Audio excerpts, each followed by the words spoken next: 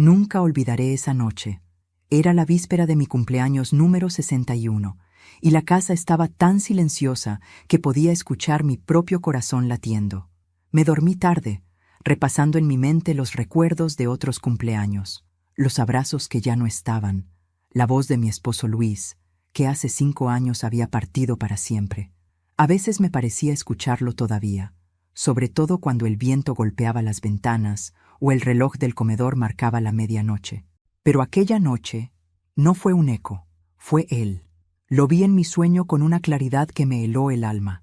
Estaba de pie junto a la cama, con la misma ropa que llevaba el día que murió, su camisa azul de trabajo, las mangas arremangadas y ese olor a tabaco dulce que siempre lo acompañaba. Tenía el rostro serio, pero su mirada era más triste que temerosa. Me dijo con voz firme, sin gritar, como quien da una orden que no admite réplica: «Beatriz, sal de la casa antes del amanecer». Intenté hablar, pero mi voz no salía. Él se inclinó un poco, acercando su mano a mi rostro. Sentí el frío de sus dedos y un escalofrío me recorrió el cuerpo. «Hazme caso», insistió. «Antes de que amanezca, sal». Desperté de golpe. El corazón me martillaba el pecho. La habitación estaba en penumbra. El reloj marcaba las 3:47 de la madrugada. El aire olía a gas, o tal vez era mi imaginación. Me senté en la cama y vi algo que me dejó sin respiración. Una sombra junto a la puerta, con la forma exacta de un hombre. Parpadeé y desapareció. Por un momento pensé que estaba soñando despierta, que la soledad me estaba jugando una mala pasada. Pero entonces recordé las palabras de Luis, antes del amanecer. Me puse el abrigo, tomé mi bolso y salí. No encendí las luces. Caminé descalza por el pasillo, con el alma en vilo. Al abrir la puerta, el viento de la madrugada me cortó la piel. El barrio entero dormía. El cielo era una manta oscura sin luna, y solo el canto lejano de un gallo rompía el silencio. Me senté en el banco del jardín, abrazándome las rodillas, esperando que amaneciera. Pero antes de continuar, quiero hacerte una invitación muy especial. Suscríbete al canal y deja tu me gusta. Esto me ayuda a ver que me apoyas y disfrutas de mis historias. Y comenta aquí abajo desde qué ciudad nos estás viendo. Ahora continuemos. El frío se metía por mis huesos. Quise volver a entrar varias veces, pero algo me lo impedía. No miedo, instinto. Eran casi las 5:30 cuando el primer rayo de luz asomó entre los tejados. El amanecer tiñó el cielo de un naranja tenue, y justo entonces un sonido me estremeció. Un estallido seco, fuerte, desgarrador. El vidrio de las ventanas vibró. Giré la cabeza y vi mi casa envuelta en fuego. El humo salía por las rendijas del techo. El aire se llenó de un olor insoportable a gas y madera quemada. Corrí, gritando el nombre de mi esposo, aunque sabía que no estaba. El fuego rugía, devorando el lugar que había sido mi vida durante 30 años. Los vecinos salieron corriendo, algunos con cubetas de agua, otros llamando a los bomberos. Yo solo podía mirar, paralizada, mientras las llamas se reflejaban en mis lágrimas. Una vecina me sujetó los hombros. «Beatriz, estás viva. Dios mío, estás viva». Yo no podía responder. Mis piernas temblaban. El fuego crepitaba como si tuviera voz, como si dijera mi nombre una y otra vez. Y entre el rugido de las llamas, creí oír una frase, clara, precisa, inconfundible. «Te lo dije, Beatriz». Me cubrí la boca para no gritar. La voz venía del interior de la casa, de donde había estado nuestra habitación. Era la voz de Luis. Los bomberos llegaron minutos después, pero el daño ya estaba hecho. Las paredes se desplomaron, los muebles ardían como recuerdos imposibles de salvar. Todo lo que había construido con mi esposo se consumía frente a mis ojos. El calor era tan intenso que tuve que retroceder. Uno de los bomberos se me acercó. «Señora, ¿usted vivía aquí sola?». Asentí. Tuvo suerte de salir a tiempo. Si hubiera estado adentro, su voz se apagó. No hacía falta que terminara la frase. Luis me había salvado la vida. Otra vez. Cuando el fuego se apagó, el amanecer era completo. Los rayos del sol iluminaban los restos humeantes, y por un momento, entre las cenizas, creí ver una silueta de pie, inmóvil, mirando hacia mí. Era él, Luis, con la misma camisa azul, la misma mirada triste. Sonrió levemente, y se desvaneció entre el humo. Me arrodillé en la tierra, temblando. No lloré, aún no. Solo sentí un hueco profundo, como si me hubieran arrancado de golpe los últimos años de mi vida. Y mientras los bomberos trabajaban, una idea comenzó a crecer en mi mente. Eso no había sido un accidente. El fuego había empezado en la cocina, pero el gas no se deja abierto solo. Yo había revisado todo antes de dormir, y recordé algo más. La tarde anterior, mi hijo Martín había pasado por la casa con su esposa Laura, solo para saludar. Habían estado en la cocina. Martín dijo que quería arreglar una llave del horno. Laura, mientras tanto, me hablaba con esa sonrisa falsa que siempre me heló la sangre. El fuego no me había quitado la casa, me había abierto los ojos. Esa mañana, mientras los vecinos murmuraban y los bomberos hacían su informe, miré el humo que se elevaba al cielo y susurré: «Gracias, Luis, por advertirme, por no dejarme morir entre mentiras». Lo que aún no sabía era que aquel incendio no había sido el final de nada, sino el comienzo de una verdad mucho más oscura. Una verdad que cambiaría para siempre mi forma de ver a mi propio hijo. El olor a humo no se fue de mis manos durante días. Podía lavarlas una y otra vez, pero el perfume del desastre seguía ahí, impregnado en la piel, en la memoria, en cada rincón de mi mente. Había perdido la casa donde crecieron mis hijos, donde dormí junto al amor de mi vida, donde cada pared contaba una historia. Pero lo que más dolía no era la pérdida material, era la certeza muda de que alguien había querido verme morir. Esa mañana, los bomberos me permitieron acercarme a los restos. Llevaba un pañuelo cubriéndome la boca para no inhalar el polvo, y aún así, el aire ardía en la garganta. El jefe del equipo, un hombre robusto con voz grave, me explicó que el fuego había comenzado en la cocina. Una fuga de gas, señora Navarro. Probablemente la válvula del horno se quedó abierta, dijo sin mirarme a los ojos. Asentí, aunque dentro de mí algo gritaba: «Eso no es posible». Yo era meticulosa, demasiado. Desde que Luis murió, revisaba el gas 3 veces antes de dormir. A veces hasta tomaba una foto para estar tranquila. Esa noche lo hice también. Recordaba perfectamente haber cerrado la válvula, sentir el clic bajo mis dedos. Algo no encajaba. Entre los escombros reconocí los restos ennegrecidos del comedor. Allí, entre las sombras, brillaba un trozo de vidrio. Era el marco de una fotografía, medio derretido por el calor. Lo recogí con cuidado. Dentro, aún visible, estaba la imagen. Luis, nuestro hijo Martín y su esposa Laura, sonriendo en una reunión familiar de hace 3 años. Detrás de ellos, en la mesa, había un sobre blanco, uno que yo recordaba demasiado bien. Era el sobre donde Luis había guardado su testamento original. Me quedé observando esa foto durante largos minutos. El fuego no la había consumido del todo, como si el destino se hubiera empeñado en que la encontrara.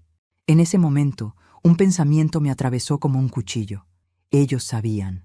Martín había sido el último en manipular el horno. Laura, mientras tanto, revisaba mis cajones con la excusa de ayudarme a limpiar.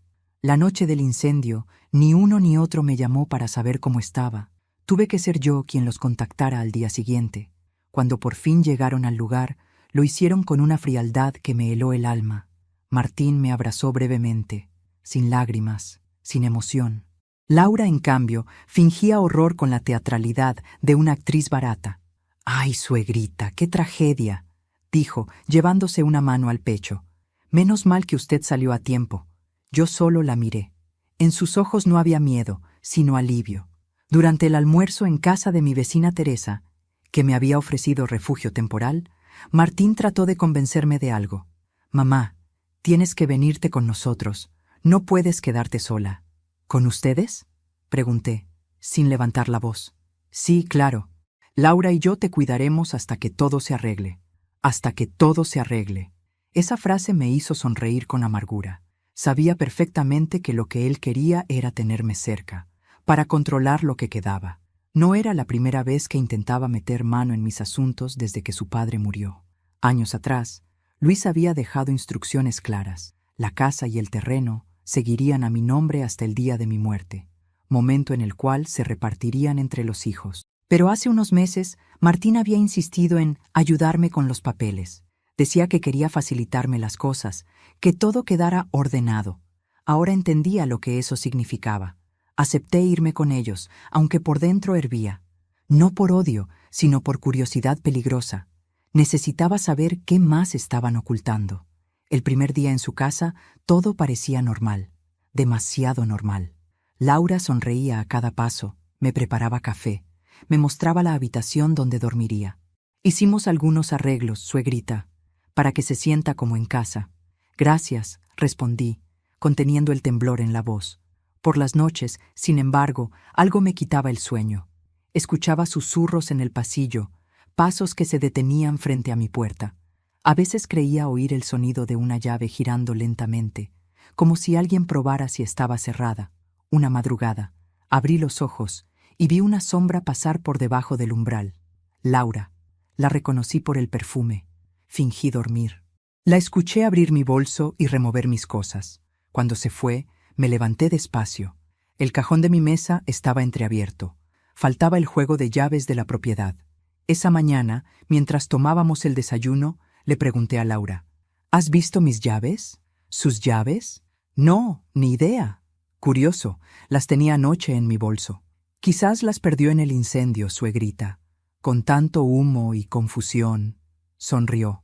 Esa sonrisa fue la confirmación que necesitaba. No dije nada más. Tenía que moverme con cuidado. Sabía que si mostraba mis sospechas demasiado pronto, me aislarían. Y esta vez no tendría a Luis para advertirme. Aquel día, mientras Martín estaba en el trabajo, decidí revisar su estudio. Era un cuarto pequeño, lleno de carpetas y documentos. Entre ellas, encontré un sobre con el membrete del Banco del Norte. Dentro, un contrato de préstamo a su nombre. Y en la parte inferior, mi firma falsificada. El préstamo había sido hecho 3 semanas antes del incendio. El monto era exactamente igual al valor estimado de mi casa. Sentí un vértigo tan fuerte que tuve que sentarme. Las manos me temblaban. Martín no solo había intentado robarme, había hipotecado mi casa como si ya no existiera. Guardé el documento en mi bolso. Esa noche, cuando él regresó, fingí que todo estaba bien. Me pidió que le contara otra vez cómo había sido el incendio, con una insistencia extraña. ¿Estás segura de que no dejaste el gas abierto, mamá?, dijo, bajando la mirada. Segurísima, hijo, respondí. Ya sabes que soy cuidadosa. Sí, claro, murmuró. Por dentro hervía de dolor. No podía entender en qué momento mi hijo se había convertido en un extraño. Recordé cuando de niño me traía flores del jardín, cuando lloraba si yo me enfermaba. ¿Dónde había quedado ese niño? ¿En qué momento lo perdí?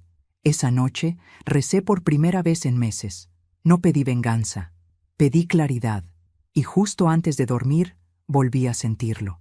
El mismo olor a tabaco. El mismo murmullo grave de Luis, junto a mi oído. Aún no han terminado contigo. Me desperté sudando, y en ese instante lo supe. El incendio había sido solo el primer intento. Cuando acepté quedarme en casa de mi hijo, lo hice por una sola razón.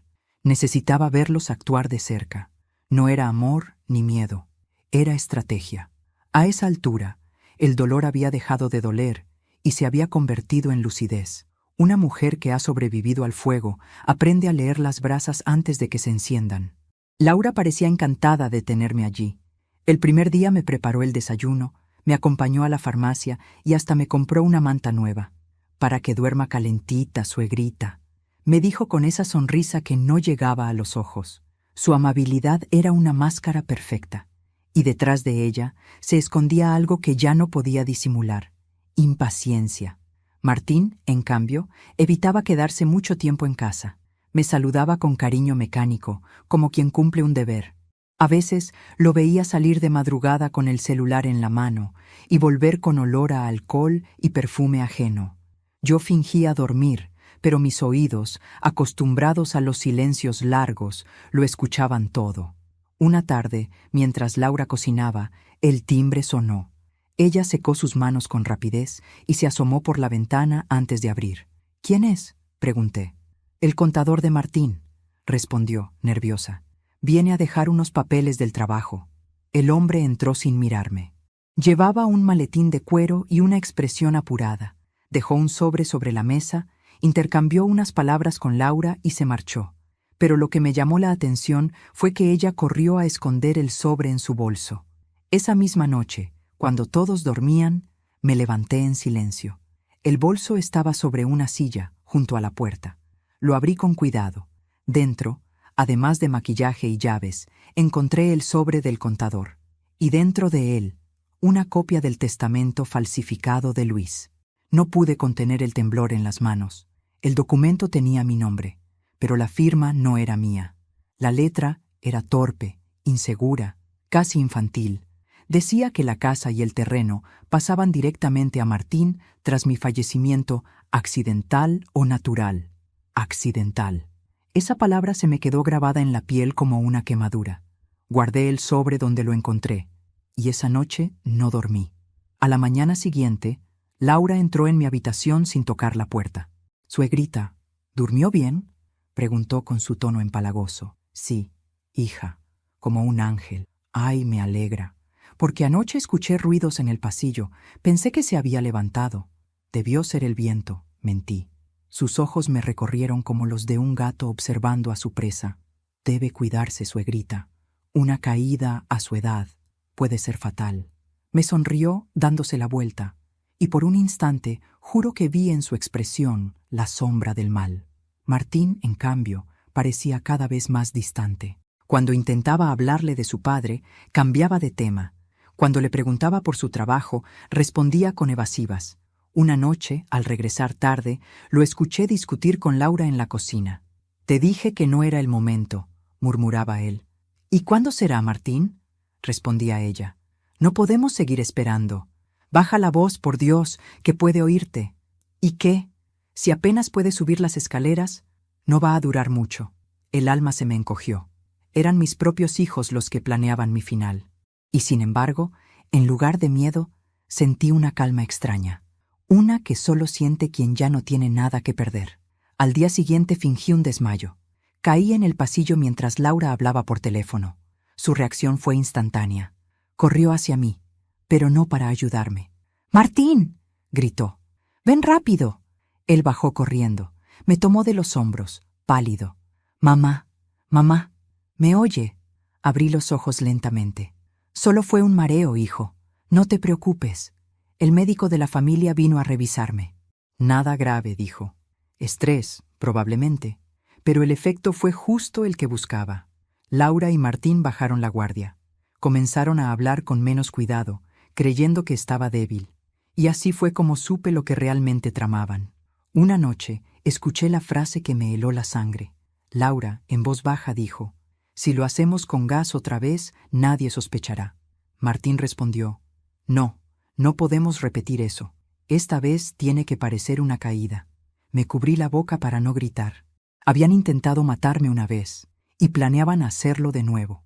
A la mañana siguiente, actué con la naturalidad de siempre. Sonreí, cociné y hasta les agradecí por cuidarme. Laura me abrazó con fingida ternura. «Qué suerte tenerla aquí, suegrita». «Sí», respondí con serenidad. «Y qué suerte tengo yo de estar viva». Ella rió, sin entender. Pero esa misma tarde recibí una visita inesperada. Era Ricardo, el abogado que había trabajado con mi esposo en la redacción de su testamento. «Señora Beatriz», me dijo en voz baja mirando a su alrededor, «necesito hablar con usted en privado». Laura se acercó enseguida. «¿Pasa algo?», preguntó. «Solo un asunto de papeles antiguos», respondí. «No te preocupes». Fuimos al jardín. Ricardo sacó un sobre de su maletín. «Este es el testamento original de su esposo». «¿Cómo lo consiguió?». «Pensé que se había perdido en el incendio. Lo tenía guardado en la notaría. Su hijo vino hace 2 meses con otro documento, pero algo me olió mal». Lo miré a los ojos. ¿Qué decía ese otro documento? Que usted había renunciado a todos sus bienes por voluntad propia. Tuve que cerrar los ojos para no llorar. Luis me había advertido desde el otro lado y ahora entendía por qué. Ellos no solo querían mi dinero, querían borrar mi nombre. Esa noche guardé el testamento original bajo mi colchón. Dormí poco, pero no con miedo. Por primera vez en semanas, dormí con un propósito. Sabía que la batalla apenas comenzaba, y esta vez no pensaba huir. Antes de cerrar los ojos, volví a oler el tabaco de Luis. «Tranquila, Beatriz», escuché su voz, clara, cerca. Ya no estás sola. Sonreí en la oscuridad, porque lo sabía. El fuego que una vez casi me mata ahora ardía dentro de mí, y no se apagaría hasta que la verdad saliera a la luz. No hay silencio más pesado que el de una casa donde todos mienten. Durante el día, las voces llenan los pasillos, las risas suenan forzadas, los cubiertos chocan sobre la mesa, pero en la noche, cuando las luces se apagan y el aire se vuelve denso, la verdad camina descalza. Ya no dormía profundamente, mi cuerpo reposaba, pero mis oídos permanecían atentos. Sabía distinguir cada ruido, el crujido del piso, el suspiro de las cortinas moviéndose, el murmullo de la nevera. Y entre todos esos sonidos, uno comenzó a repetirse cada madrugada, el de pasos junto a mi puerta. Eran lentos, cuidadosos, como si alguien evitara hacer ruido. A veces se detenían frente a mi habitación durante minutos, y yo podía escuchar la respiración contenida del visitante. Sabía quién era. Laura. No la confronté. Al contrario, cada noche fingía dormir, dejando mi bolso al alcance de su curiosidad. Sabía que ella no podía resistir la tentación de revisar mis cosas. Una mente culpable siempre necesita comprobar si ha dejado algún cabo suelto. Durante el desayuno, su actuación era impecable. «Suegrita, le preparé avena con canela, como le gusta». «Gracias, hija», respondía yo con voz amable, mientras la observaba moverse. Cada gesto suyo era una obra de teatro. A veces me preguntaba si incluso su cariño por Martín era parte del guión. Él, por su parte, estaba cada vez más ausente. Dormía mal, bebía más, discutía con Laura a escondidas. Y cuando intentaba hablarme, su voz se quebraba a mitad de frase, como si una parte de él todavía sintiera vergüenza. Una noche, mientras cenábamos, Laura mencionó algo que me hizo bajar la mirada para disimular el temblor en mis manos. «Martín, amor, ¿ya hablaste con el abogado del seguro?», dijo, sirviéndole vino. «No ahora, Laura», respondió él, irritado. «Seguro, porque ese dinero no puede esperar», lo fulminó con los ojos, dándole a entender que yo no debía enterarme. Pasé los días en silencio, observando cada palabra, cada gesto, cada mentira, hasta que una tarde, mientras ellos salían a hacer unas diligencias, entré en su habitación. La puerta estaba entreabierta. Sobre la cómoda, un portarretratos con nuestra foto familiar. Luis, Martín, mi hija menor Clara, y yo sonriendo. Pero detrás del marco, cuidadosamente escondido, había una carpeta azul. La abrí. Dentro había copias de documentos notariales, recibos de pago y entre ellos un informe médico falsificado. Beatriz Navarro, insuficiencia cardíaca avanzada. La fecha era reciente. Mi nombre, mi edad, mi dirección. Pero yo jamás me había hecho ese examen. Me quedé helada. Aquello era parte del plan. Hacer creer que mi muerte sería natural. Guardé el documento, cerré la carpeta y la devolví a su sitio. No podía actuar todavía. Aún me faltaban pruebas y fuerza. Esa noche, al apagar la lámpara, sentí un olor familiar. Tabaco. El mismo aroma que siempre dejaba Luis cuando se sentaba junto a mí en las noches de insomnio. «No llores, Bea», susurró su voz, tan real que me erizó la piel. «El miedo ya no te pertenece». Cerré los ojos, dejando que las lágrimas corrieran sin ruido. Sabía que, de algún modo, él seguía acompañándome. A la mañana siguiente, decidí salir a caminar. Hacía semanas que no respiraba aire libre. Mientras recorría el parque del barrio, me encontré con Teresa, mi vecina de toda la vida. Al verme, me abrazó fuerte. «Beatriz, no sabes cómo recé por ti. Ese incendio fue cosa del demonio». «Sí», respondí, mirando al suelo. «Del demonio, con apellido». Ella me miró con sorpresa. Le pedí que no preguntara, pero sí que me ayudara con algo. Le entregué el sobre con el testamento original para que lo guardara en su casa, sin decirle nada a nadie. «Por favor, Teresa», le rogué. «Si algo me pasa, llévaselo directamente al notario Ricardo». Sus ojos se humedecieron. «¿Te están amenazando?» «Todavía no», dije, «pero lo harán». Cuando regresé a casa, Laura me esperaba en la sala. «¿Dónde estaba, suegrita?» «Caminando un poco. Necesitaba aire». «Debió avisar. Nos preocupamos». «¿De verdad?», pregunté sonriendo. No pensé que alguien aquí se preocupara por mí. Su sonrisa se desvaneció. En sus ojos vi un destello de irritación, apenas un segundo, pero suficiente para confirmar que sabía que algo estaba cambiando. Por la noche, fingí dolor en el pecho. Gemí lo justo para despertar a Martín. «Mamá, ¿qué pasa?», preguntó alarmado. «Nada, hijo, solo un poco de presión». Laura corrió a buscar un vaso de agua mientras yo observaba su rostro. No había miedo en ella, sino ansiedad contenida. «Deberíamos llevarla al hospital», dijo Martín. «No hace falta», respondí con serenidad. «Estoy bien». Y entonces, al verlos discutir, comprendí que su alianza empezaba a quebrarse. El peso de la culpa los estaba separando, y yo iba a aprovecharlo. Al día siguiente, me presenté en la notaría de Ricardo sin avisar. Llevaba el documento falsificado que había encontrado. Cuando lo comparó con el original, negó con la cabeza. «Esto es un delito grave, Beatriz. ¿Quiere proceder legalmente?» «Aún no», respondí. «Todavía no. ¿Por qué esperar? Porque quiero ver hasta dónde son capaces de llegar». Ricardo me miró con respeto, y quizás también con temor. Sabía que, detrás de mi voz tranquila, se estaba gestando algo más grande. Esa noche, Laura volvió a rondar mi puerta, pero esta vez, cuando giró el picaporte, yo ya estaba despierta. Esperé a que entrara. Ella se acercó a mi bolso y lo abrió con torpeza. Entonces, encendí la lámpara. «¿Buscas algo, Laura?». Se sobresaltó, el rostro lívido. «¡Ay, suegrita!». Me asustó. Venía a ver si necesitaba algo. A las 2 de la mañana. Qué atenta. Nos miramos en silencio. El aire era espeso, casi irrespirable. Yo no parpadeé. Ella tampoco. Durante ese minuto eterno, entendió que yo ya lo sabía todo. «Debería dormir, Laura», le dije por fin con voz baja. «Mañana será un día largo». «¿Por qué lo dice?». «Solo tengo el presentimiento».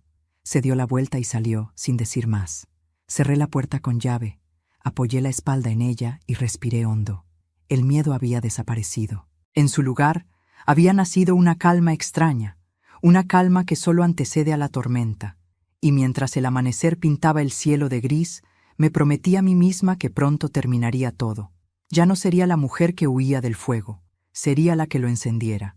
Dicen que el silencio es el lenguaje de los sabios. Yo aprendí que también es el arma de los sobrevivientes. Después de tanto tiempo viviendo rodeada de mentiras, entendí que a veces la mejor manera de atacar es fingir que ya estás vencida. Comencé mi actuación una mañana cualquiera. Durante el desayuno, dejé caer la taza de café. El líquido caliente me quemó la mano, pero no hice gesto alguno de dolor. Laura corrió hacia mí, fingiendo preocupación. «Suegrita, ¿qué le pasa?». «No lo sé, hija. Últimamente todo se me cae de las manos». Martín me miró con el ceño fruncido, preocupado, pero no tanto por mi salud como por la posibilidad de que su plan se complicara. Yo bajé la cabeza, respiré hondo y tosí con dramatismo. Era el inicio de mi pequeño teatro. Durante los días siguientes empecé a fingir síntomas: mareos, debilidad, falta de apetito. Laura me acompañaba a cada paso, sonriente, servicial y cada vez más confiada. Me daba mis medicamentos, unas pastillas blancas que yo guardaba bajo la lengua, y luego tiraba al inodoro. No sabía qué eran, pero no necesitaba comprobarlo para entender que no eran vitaminas. Martín comenzó a ausentarse con más frecuencia. Me decía que tenía trabajo, pero lo veía llegar de madrugada, con el rostro tenso. La culpa lo estaba devorando, y yo solo tenía que esperar. Esa espera fue mi mejor aliada. Mientras ellos creían que mi mente se nublaba, yo reunía pruebas. Grabé sus conversaciones con un pequeño dispositivo escondido en mi bata. Guardé copias de los documentos falsificados. Y cuando tuve todo, escribí una carta con mi puño y letra, dirigida al notario Ricardo.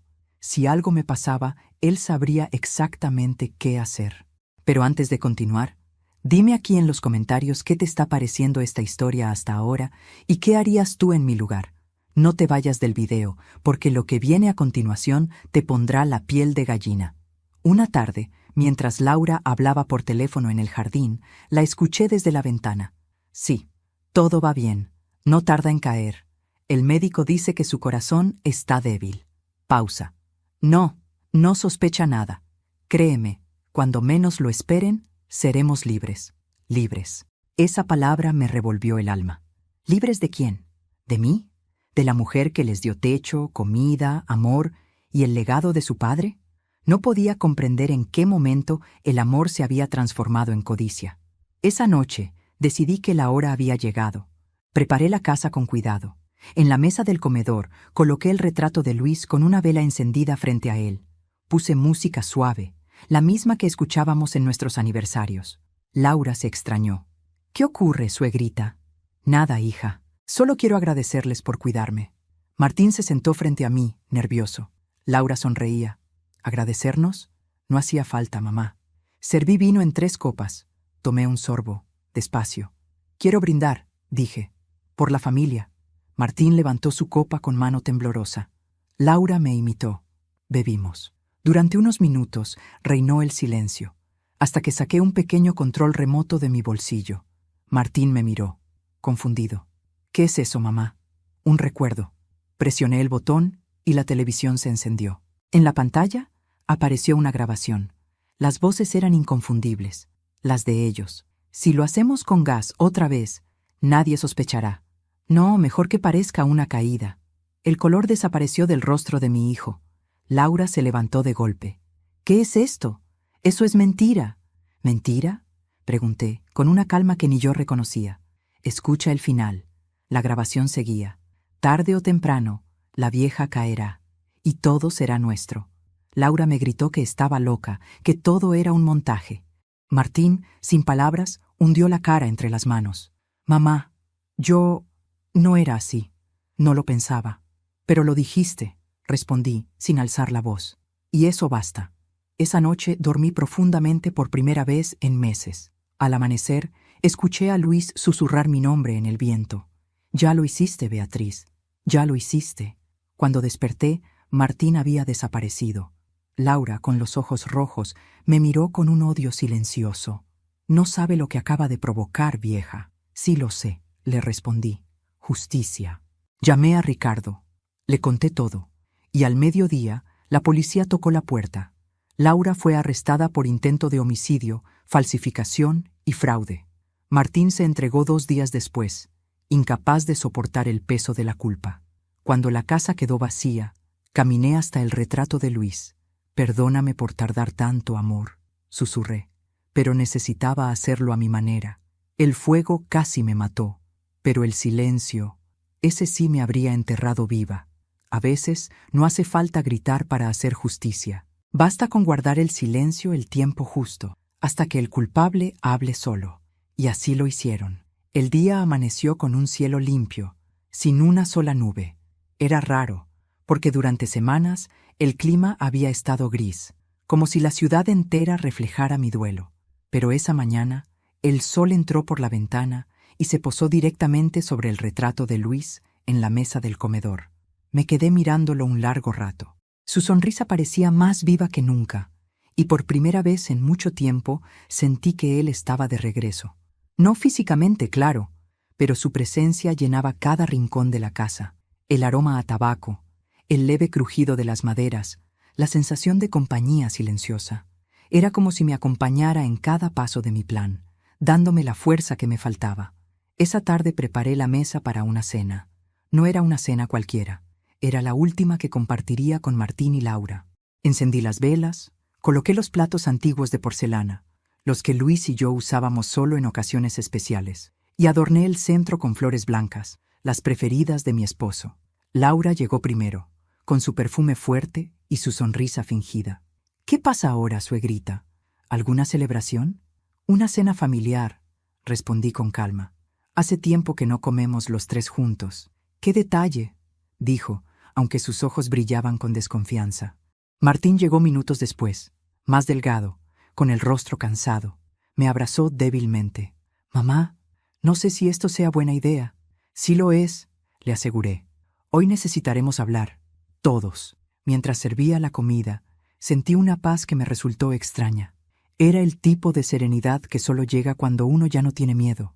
Luis me había enseñado eso, que la dignidad no se negocia, ni siquiera con los hijos. «Parece una cena de aniversario», dijo Laura, riendo con burla. «De algún modo lo es», respondí. Hoy se cumple un año desde que Luis murió. El silencio cayó sobre la mesa como una piedra. Martín dejó los cubiertos. Mamá, no sabía. Claro que no, dije. Nunca recuerdas las fechas importantes. Comimos en silencio unos minutos. La tensión era tan densa que podía cortarse con un cuchillo. Laura jugaba con su copa de vino. Martín la observaba, inquieto, sin saber qué esperar. Entonces hablé. He pensado mucho en el incendio. Los dos se tensaron. Fue un accidente, mamá, dijo Martín rápidamente. Sí, eso dijeron todos, pero hay algo que no encaja, continué. Yo revisé el gas esa noche. Lo cerré con mis propias manos. Laura rió, nerviosa. ¿Y qué insinúa, suegrita? ¿Que alguien quiso matarla? La miré a los ojos. No lo insinúo, Laura. Lo sé. El silencio que siguió fue interminable. Martín me observó con el rostro desencajado. Laura trató de disimular, pero su mirada la traicionó. No tiene pruebas, dijo, apretando los dientes. Al contrario, respondí. Las tengo todas. Y saqué una carpeta del cajón. Dentro estaban las grabaciones, las copias del préstamo falsificado, las fotos y el testamento original de Luis. Martín palideció. Laura se quedó inmóvil, con la copa a medio camino de la boca. No puede ser, susurró él. Lo es. Y todo está en manos del abogado y la policía, dije, con voz tranquila. Pero no los llamé para vengarme. Entonces, ¿por qué? Preguntó Martín, desesperado. Porque quiero que me miren a los ojos mientras les digo lo que hicieron. Me levanté despacio y tomé el retrato de Luis. ¿Recuerdan a este hombre? Pregunté. El que les dio todo. Martín bajó la cabeza. Laura seguía muda, con las manos temblorosas. Él confió en ustedes, continué. Y ustedes, en lugar de honrar su memoria, intentaron destruir lo poco que quedaba de mí. Martín se echó a llorar. Laura intentó levantarse, pero le temblaban las piernas. No entiendo, murmuró. ¿Cómo se enteró? Él me lo dijo, respondí. Ambos me miraron, confundidos. ¿Quién? Preguntó Martín. Luis. Papá está muerto, gritó Laura, fuera de sí. ¿Ah, sí? Entonces explícame cómo supe que debía salir de casa esa noche. El viento sopló con fuerza, y una de las velas se apagó. El aire se volvió helado. Laura se tapó los brazos. Martín miró alrededor, asustado. «Mamá, ¿qué está haciendo?» «Nada, hijo. Solo cerrando un ciclo». En ese momento, la puerta del comedor se abrió sola. Un golpe de aire frío cruzó la habitación, haciendo que las llamas de las velas titilaran. Nadie habló. Laura se llevó una mano al pecho. Martín se puso de pie. «Debe ser el viento», balbuceó. Yo sonreí. Sí, el viento o Luis. Miré al retrato, y por un segundo, juro que vi su sonrisa moverse, apenas perceptible. La sombra de su silueta pareció reflejarse sobre la pared. «Papá», susurró Martín, con la voz quebrada. «Sí, hijo», dije. «Escúchalo bien». Porque el viento, ese viento que parecía rugir desde el pasado, trajo un sonido que no era simple corriente de aire. Era un suspiro, un nombre, el de Martín. Laura rompió a llorar. Martín cayó de rodillas. Yo permanecí de pie, firme, serena. «No quiero verlos en prisión», dije, «pero sí quiero que vivan sabiendo lo que hicieron». Martín levantó la vista, con lágrimas. «Mamá, yo...» «No hables. No hay palabras que limpien una intención». El reloj marcó las 9. Apagué las velas una por una. Esta cena terminó. «¿Y ahora qué va a hacer?», preguntó Laura temblando. «Nada. El resto se encargará solo». Al día siguiente, la policía llegó por ellos. No porque yo los denunciara, sino porque Ricardo ya había entregado todo. Mi tarea había concluido. Esa noche me senté sola en el comedor. El viento seguía entrando por las rendijas. El olor a tabaco flotaba en el aire. Y de pronto lo sentí otra vez, esa presencia cálida detrás de mí. «Gracias, Luis», susurré, «por advertirme y por volver». El marco del retrato cayó al suelo sin que nadie lo tocara, pero el cristal no se rompió. Lo tomé entre mis manos y vi que la sonrisa de Luis parecía más clara que nunca. Cerré los ojos y sentí una brisa suave recorrerme el rostro. Y entonces supe que no estaba sola. Nunca lo estuve. El silencio tiene un sonido propio. No lo había notado hasta entonces. Es un eco lento que se cuela entre los espacios vacíos, un murmullo que acaricia lo que ya no está. Después de todo lo que había ocurrido, después de la verdad, las lágrimas, los gritos y los juicios, solo quedó eso, silencio. Un silencio distinto, sin miedo, sin mentiras, un silencio limpio. La casa donde ahora vivía era pequeña, de paredes claras y ventanas que daban al jardín. A veces me costaba acostumbrarme a tanto espacio libre, a no escuchar pasos furtivos o voces que susurraban a mis espaldas, pero poco a poco comencé a amar esa calma. Cada amanecer era una promesa. Podía respirar sin sentir que alguien esperaba mi último suspiro. Aún así, había algo pendiente, una voz interior que me pedía cerrar el círculo, no con palabras, sino con un gesto. Por eso, una mañana, después de mucho pensarlo, decidí volver al lugar donde todo había comenzado, mi antigua casa, o mejor dicho, sus ruinas. Al llegar, el aire olía a humo viejo y tierra mojada. La lluvia de los últimos días había lavado parte del hollín, pero aún se veían las huellas negras del fuego sobre las paredes derrumbadas. El portón estaba oxidado. Cuando lo empujé, chirrió con un lamento largo, como si la propia casa reconociera mi presencia. Di unos pasos lentos, mirando a mi alrededor. El jardín que antes estaba lleno de rosas era ahora un terreno áspero cubierto de maleza. Las ventanas no existían. El suelo, ennegrecido, estaba lleno de fragmentos de vidrio, cerámica rota y pedazos de mi vida. Cada pedacito contaba una historia. Me detuve frente a donde solía estar la cocina. Recordé a Luis sentado en la mesa, leyendo el periódico mientras yo preparaba café. «Bea, ¿sabes qué es lo que más me gusta del café?», solía decirme. «¿Qué?», le respondía. «Que huele a hogar». Sonreí, aunque las lágrimas me ardieron en los ojos. No había café esa vez, solo el olor agrio del pasado. Avancé hacia el pasillo. Las paredes, o lo que quedaba de ellas, estaban cubiertas de ceniza. El marco de una puerta aún se mantenía en pie, como un arco solitario resistiendo al olvido. El viento soplaba con suavidad, levantando el polvo en pequeños remolinos. Y fue entonces cuando algo llamó mi atención, un destello entre los escombros. Me agaché con esfuerzo. El cuerpo me dolía, pero el alma me empujaba. Aparté los trozos de madera, una a una, hasta que mis dedos tocaron algo frío, metálico. Era un anillo. Mi corazón se detuvo por un instante. Lo levanté con cuidado, y al verlo, un sollozo se me escapó sin control. Era el anillo de bodas de Luis, el mismo que llevaba el día de nuestra boda, con la inscripción diminuta en el interior. B y L, 1978.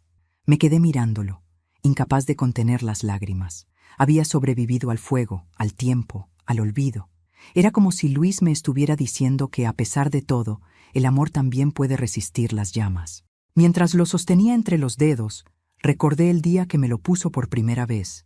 Fue una tarde cálida de diciembre. Éramos jóvenes, ingenuos, felices. Luis temblaba más que yo. «No sé si merezco tanto», me dijo, «pero prometo aprender a hacerlo». Yo reí y le respondí: «El amor no se merece, Luis. Se cuida».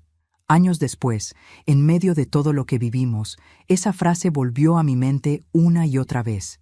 Y ahora, de pie entre las ruinas, entendí que habíamos cumplido. Nos habíamos cuidado incluso después de la muerte. Seguí caminando entre los restos, buscando, sin saber exactamente qué. Algo dentro de mí me decía que aún quedaba una verdad escondida. Y la encontré. Bajo una viga caída, casi enterrada, había una pequeña caja metálica. La saqué con las manos temblorosas. Estaba ennegrecida, abollada, pero cerrada. La abrí. Dentro había varios sobres y una carta. El sobre de arriba tenía mi nombre, Beatriz. Reconocí la letra inmediatamente, la de Luis. La misma que había llenado tantos mensajes y notas pequeñas pegadas al espejo. La misma que me escribía cuando discutíamos. «Te espero en la terraza. No me duermo sin tu perdón». El papel estaba amarillento, pero las palabras seguían ahí, intactas. «Beatriz, si estás leyendo esto, es porque la vida te llevó más lejos de lo que imaginamos. No tengas miedo. El miedo no te pertenece. El valor, sí. Si alguna vez el fuego toca tu vida, recuerda que el fuego purifica, no destruye. No permitas que nadie te robe la fe, ni siquiera los que amas, porque el amor verdadero no duele, enseña. Yo estaré contigo donde el viento se detenga y el silencio te abrace. Tu fuerza será mi paz. Mis lágrimas cayeron sobre la hoja, borrosas pero sinceras. Le hablé en voz baja, con el alma abierta. Ay, Luis, hasta en tu muerte me sigues guiando. Debajo de esa carta había otra más pequeña, envuelta con una cinta roja. Dentro, una llave antigua y una nota corta, casi un susurro escrito.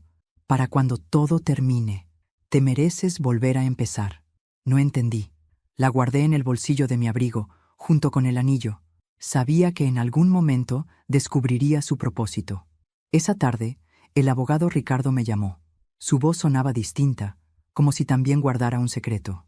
Beatriz, hay algo que no le dije antes. ¿Qué ocurre? Luis dejó una cuenta a su nombre. ¿Una cuenta? Sí. En ella hay fondos y documentos que me pidió custodiar. Dijo que debía entregárselos solo si usted llegaba viva a este punto. ¿Y cómo sabía él que...? No lo sé, señora Navarro, pero me pidió una frase exacta. Dígale que el fuego no fue un final, sino un comienzo. Sentí que el corazón se me encogía. La llave. Esa llave era de esa caja. Luis había pensado en todo, incluso en la posibilidad de que yo tuviera que renacer entre las cenizas. Esa noche volví a las ruinas por última vez. Llevaba conmigo el anillo, la llave y las cartas. El cielo estaba despejado, y la luna iluminaba el terreno como una lámpara de plata. Me senté sobre el muro caído de lo que alguna vez fue nuestra habitación. El aire era frío, pero no dolía. Olía a tierra, a ceniza y a tabaco, ese aroma inconfundible. ¿Eres tú, Luis?, susurré. No hubo respuesta, pero el viento se movió de pronto, suave, envolvente, como una caricia en el cabello. Cerré los ojos y lo sentí tan cerca que el alma me tembló. Ya estás libre, Beatriz. La voz no sonó afuera, sonó dentro, dentro de mi pecho, dentro de mi memoria, dentro de todo lo que alguna vez fui. Abrí los ojos, el cielo estaba amaneciendo. El horizonte ardía en tonos rosados, y por un instante, el fuego del pasado se transformó en luz pura. Entonces lo comprendí. Luis nunca me pidió huir del fuego. Me pidió buscar el amanecer. Me quedé allí hasta que el sol estuvo alto. Cada rayo era una bendición, una nueva respiración del alma. Cuando finalmente me puse de pie, miré atrás una última vez. Las ruinas ya no me parecían una tumba. Eran un testimonio. Lo que se quema no siempre desaparece. A veces renace distinto. Volví caminando lentamente por el camino de tierra. Las aves cantaban y el aire olía a promesa. En mi bolsillo, la llave parecía vibrar como si tuviera su propio pulso. Sabía que aún me quedaba un paso por dar, abrir esa nueva puerta. Esa tarde fui al banco. Entregué la llave, el número que Ricardo me había dado, y esperé. El gerente regresó con una pequeña caja de seguridad. Dentro había una carpeta, una escritura y una nota final. Beatriz, este terreno frente al mar te pertenece. Es nuestro refugio. Ve allí cuando el ruido de la vida te canse. Allí empieza tu libertad. No pude contener el llanto. Luis lo había planeado todo, no como un escape, sino como una segunda oportunidad. Esa noche, ya en casa, encendí una vela junto al retrato de Luis. El fuego danzaba, reflejando su sonrisa en el vidrio. Le hablé bajito.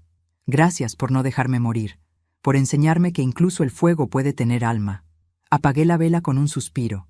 La oscuridad ya no me asustaba, porque en mi interior la luz seguía encendida. Y mientras el viento entraba por la ventana, trayendo el olor a tabaco y sal del mar, sentí que Luis caminaba a mi lado, silencioso, satisfecho. El fuego nos separó, amor mío, pero la verdad nos volvió a unir. A veces la vida te quita todo para que aprendas a mirar lo esencial. Yo lo entendí cuando me vi frente al mar, con las manos vacías y el alma por fin en paz. Habían pasado meses desde aquella noche en que la verdad salió a la luz. Meses en los que aprendí a respirar sin miedo, a dormir sin cerrar las puertas, a hablar sin temblar. Vivía en la pequeña casa que Luis había dejado para mí, en aquel terreno frente al océano que nunca supe que existía. Una casita blanca, sencilla, con ventanas grandes y olor a madera nueva. Desde mi habitación podía escuchar las olas rompiendo contra las rocas y el canto de las gaviotas al amanecer. El mar se convirtió en mi compañero, y el viento, en el mensajero de todo lo que no se dice, pero se siente. Cada día comenzaba igual. Me levantaba temprano, encendía una vela frente al retrato de Luis y abría las ventanas para dejar entrar la brisa. Ya no me asustaba el olor a humo o el sonido de las puertas moviéndose con el aire. Ahora sabía que no eran señales de muerte, sino recordatorios de vida. Era él, saludándome a su manera. Al principio, la soledad me dolía. Estaba acostumbrada a servir, a cuidar, a vivir para otros, y de repente debía aprender a vivir para mí. Me costó aceptar que mi casa estaba vacía, que ya no había pasos ajenos ni voces que fingían cariño. Pero con el tiempo comprendí que el silencio no era castigo, era un regalo. Empecé a escribir en un cuaderno nuevo, con tapas azules, no para recordar el pasado, sino para agradecer. Anotaba pequeñas cosas: el olor del pan caliente, el sonido del mar de madrugada, la calma de no tener que mentir, y una frase que repetía cada mañana: sobreviví al fuego y aprendí a amar las brasas. Un día, mientras regaba las flores, un joven del pueblo se acercó. Era Daniel, hijo de un pescador que vivía cerca. ¿Usted es la señora Navarro?, preguntó con timidez. Sí, respondí. Mi padre me habló de su historia. Dijo que usted venció al fuego. Sonreí. No lo vencí, Daniel. Solo aprendí a no temerle. Desde entonces, el muchacho comenzó a visitarme a menudo. Me ayudaba con las compras, arreglaba cosas de la casa y se quedaba a charlar en las tardes. Era noble, curioso, lleno de vida. A veces me recordaba a Martín cuando era pequeño, antes de que la codicia le robara la inocencia. Una tarde le conté parte de mi historia, no toda, porque hay heridas que no se deben abrir dos veces. Él me escuchó en silencio, y al final me dijo algo que me marcó. Mi padre siempre dice que las personas que sobreviven al fuego no se queman nunca más, solo brillan distinto. Lo miré a los ojos y supe que tenía razón. Poco a poco comencé a redecorar mi nueva vida. Colgué las cortinas que había salvado del incendio, restauré una vieja silla que encontré en el mercado y planté rosas blancas en el jardín. Las llamé las hijas del fuego. Cada vez que florecían, el aire se llenaba de perfume, como si la vida quisiera recordarme que la belleza también nace de la ceniza. Empecé a recibir visitas de mujeres del pueblo, muchas de ellas viudas o mayores como yo. Venían a tomar té, a charlar, a reír. Al principio me llamaban la señora del fuego.